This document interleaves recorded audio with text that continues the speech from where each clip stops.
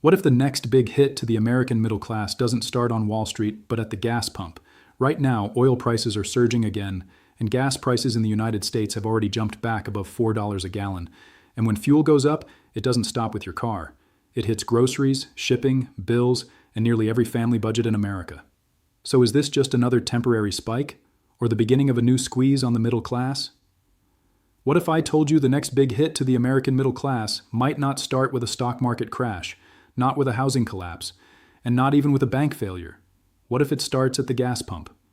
Because right now, something dangerous is happening again.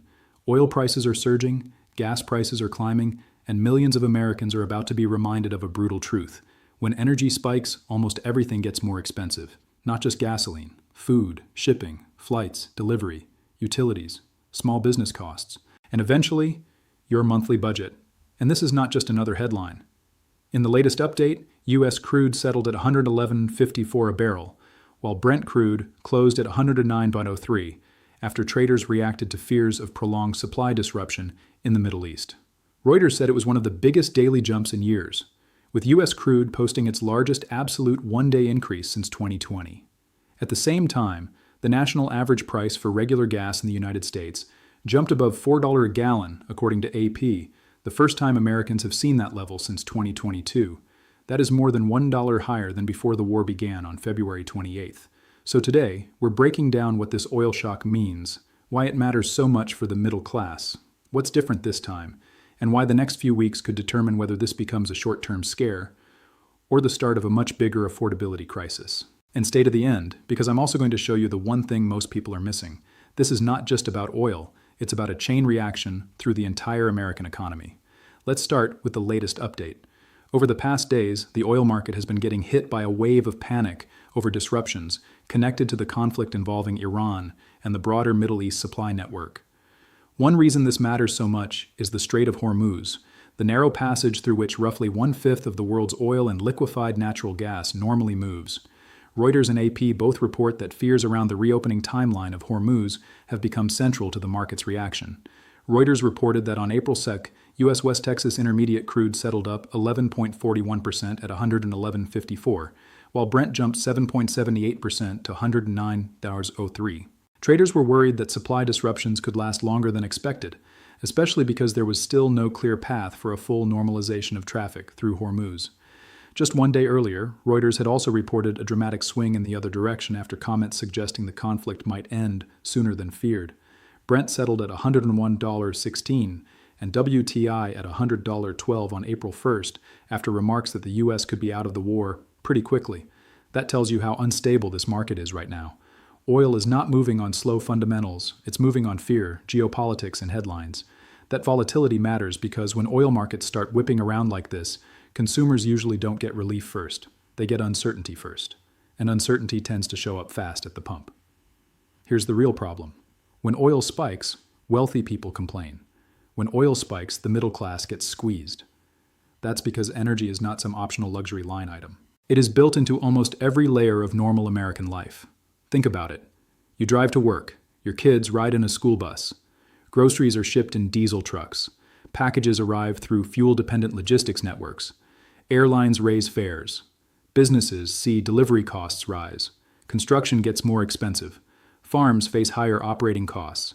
And if the spike lasts long enough, inflation starts spreading into places that don't look like energy at first glance. AP reported that U.S. diesel prices reached an average of $5.45 a gallon, up from about $3.76 before the war began.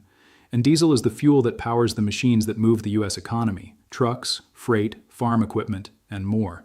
Patrick DeHaan of Gas Buddy told AP that this could mean more expensive bills for truckers, tractors, trains, groceries, and broadly speaking, rising U.S. inflation. That's the part many people underestimate. A gas price story is never just a gas price story.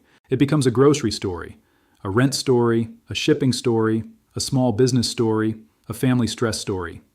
And this is where the middle class gets trapped.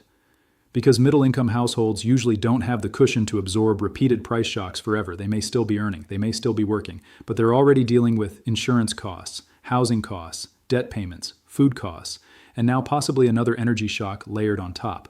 This is exactly why oil spikes are politically explosive and emotionally viral. People don't need an economics degree to feel them. They just need to drive to work and buy groceries. Now let's talk about what Americans are seeing in real life. According to AP, the U.S. national average for regular gasoline moved to $4.02 a gallon, the first time since 2022 that the national average crossed that level. AP also reported that California was near $5.89, while Oklahoma was around $3.27, showing how uneven the pain is across the country. The U.S. Energy Information Administration's latest weekly update shows how quickly prices have been climbing. For the week of March 30, 2026, the U.S. regular gasoline average was $3.99, up from $3.72 just 2 weeks earlier. On the West Coast, the average was $5.334, and California was at $5.711.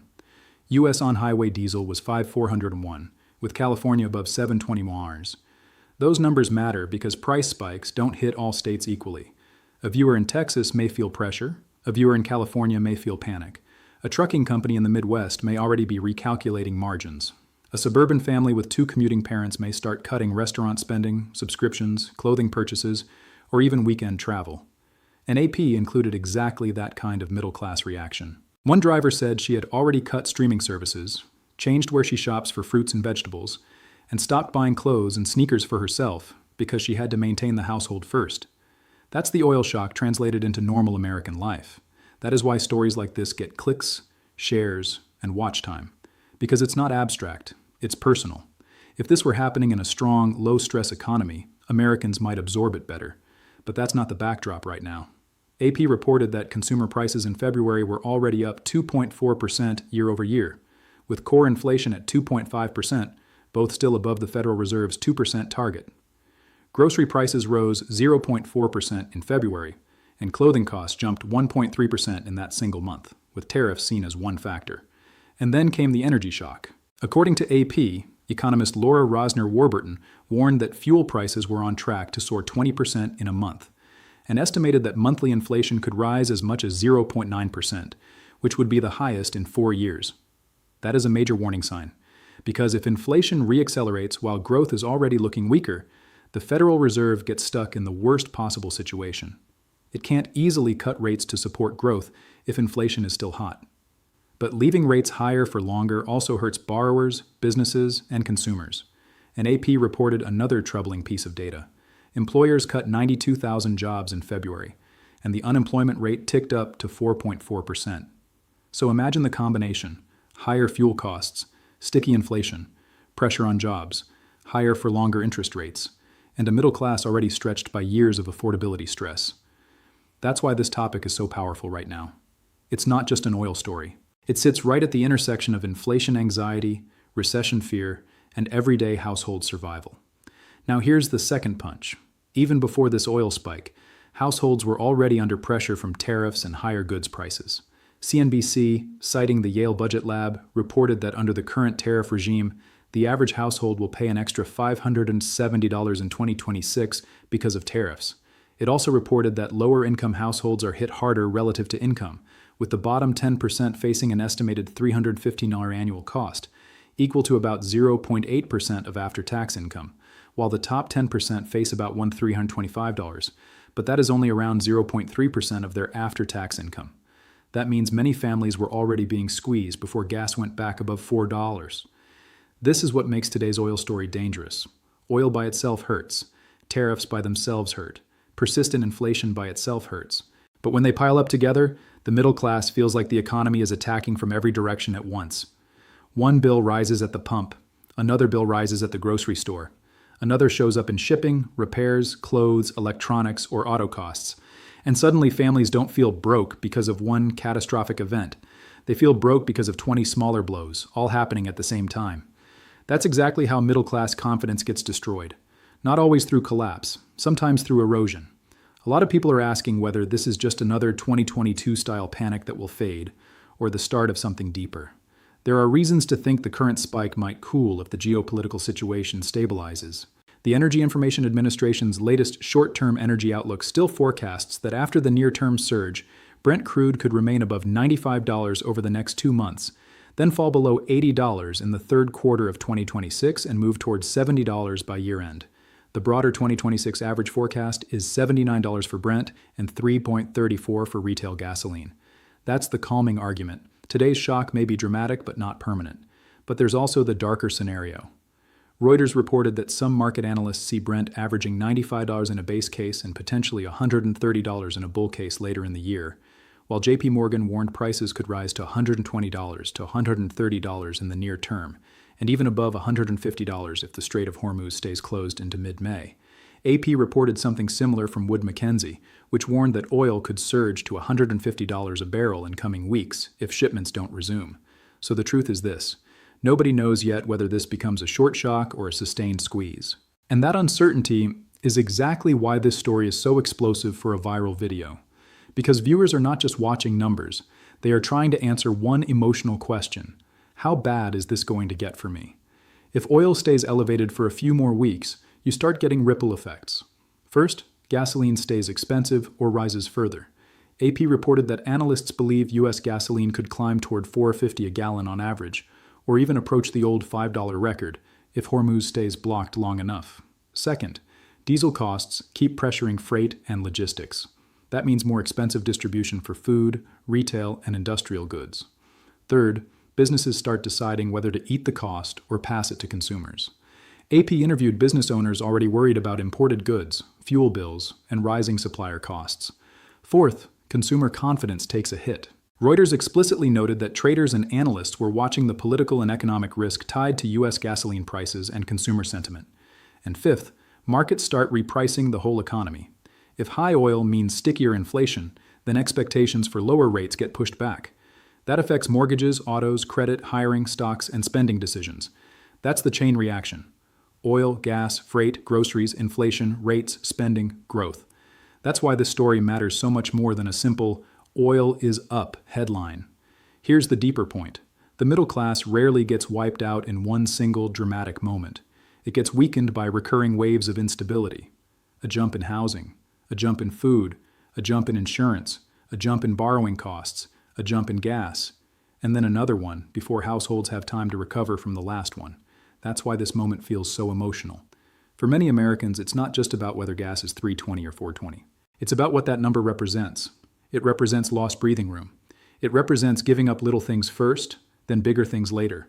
Fewer takeout meals, less driving, delayed vacations, skipped purchases, tighter grocery choices, more anxiety at the end of the month. And when enough families feel that at the same time, it changes the mood of the whole country. This is why oil shocks always become bigger than oil. They expose how fragile affordability already is. So here's the bottom line. Today's update is simple but serious. Oil has surged again. Gas has moved back above $4 nationally. Diesel is punishing freight. Inflation risks are rising. And the middle class is once again the pressure point in the entire system. Maybe this cools off fast. Maybe shipments resume. Maybe prices normalize. Maybe the worst-case forecasts never happen. But if they do not cool off quickly, this will not stay just an energy story. It will become an inflation story, a consumer story, a small business story, a Fed story, an election story, and most of all, a middle-class survival story. So if you've been wondering why this oil move matters so much, now you know. Because the last thing many American families needed right now was another bill they couldn't control. And that's exactly what an oil shock delivers. This content is for informational and educational purposes only, and should not be considered financial, investment, or economic advice. The information presented is based on publicly available data and reports at the time of production, which may change as new developments occur. Viewers should conduct their own research and consult with a qualified financial professional before making any financial decisions. The creator is not responsible for any actions taken based on this content.